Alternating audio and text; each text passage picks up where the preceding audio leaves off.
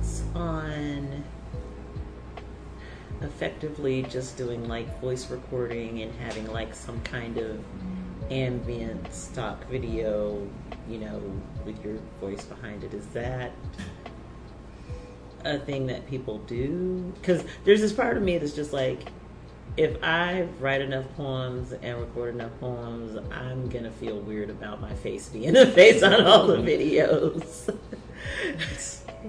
Is that your fear, or you fear people judging you for that?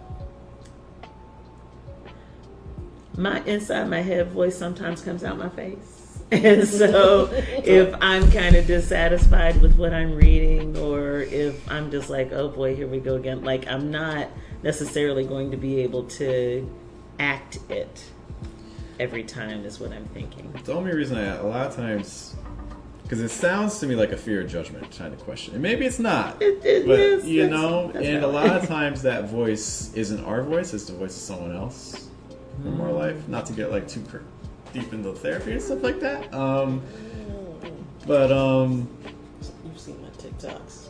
None of them are for me. All of them have the poetry on there. So I just put the actual haiku on there, drop a music thing on there, and do a little video editing so people get some sort of visual.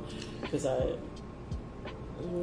mean, I've done voiceover for too long, and I don't really, if I don't have a character, it's flat for me.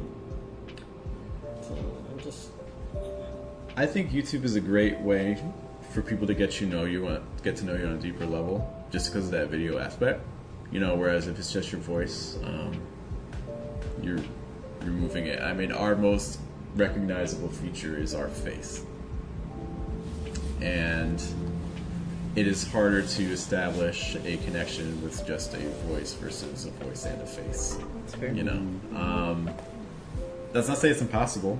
You know, there's like there VR tubers and things like that. You know, if maybe there's a way we could compromise, where, for instance, instead of just using stock video, maybe we could be video, not necessarily of you, but maybe of like video you shoot. Mm-hmm. So at least people are kind of getting that perspective, because stock, you can immediately tell when something's stock video.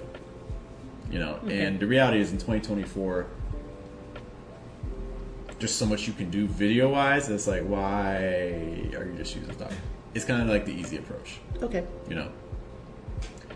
So in the meantime, like for instance, if you don't have a YouTube channel right now, one thing you could consider is maybe you could just during your day just be like, oh, that's really cool, and just shoot video of that to then use for later. So we can start kind of stockpiling videos for later. And be like, I don't know how I'm going to use this, but that's not important right now. You know, so you can just have a backlog. We actually already have a thing. You already have stuff. Okay. That could work too. And I think I was thinking of it in terms of breaking things up, not necessarily doing that for every poem, but if many of the poems are me reading, but every once in a while I throw in one that is just my voice. So I think things that could be helpful for that regard are changes of scenery. It's like reading in different places. Okay. So like for instance, if you have, so it's like imagine you're just using your phone, but like if you get yourself just like a little lav, like this guy, things like this. Use this before. You know, so then like you can shoot, you know, in random places. So like that changes to your will help break things up. A helpful concept in terms of video editing is the idea of a pattern disrupt. Have you heard that before? So like a pattern disrupt is basically if you're just like watching one thing that's like static for like 5 minutes, 10 minutes, and like nothing, like the person might be moving, but it's like the same image, same shot the entire time, people will eventually kind of zone out. You know, why do I have 2 cameras set up? You know, So we can so pattern disrupt. In general, people's attention spans and things like that, you're looking at about every 8 to 10 seconds changing something. And it could be, for instance, in the case of a poem. So what you could do in a poem, after 8 seconds, then maybe you switch to having text, like put like a nice background and then have the text of what you're saying come on screen, and then have that fade out and then go back to you. You know, so that could be an example of pattern disrupt. You know. What you say that's called? Power disrupt. Pattern Patterns. pattern disrupt. Now, with people's attention spans and things like that, all depends on the style of video that you go for. So if you're aiming for like a short form, vertical, 20-second video, you might need more pattern disrupts than that. You know, or if you feel like your audience, no, you know, I feel like I have an audience that is actually looking for, you know, longer content. They have longer attention spans. Then you can go longer than that. It depends on what you're doing.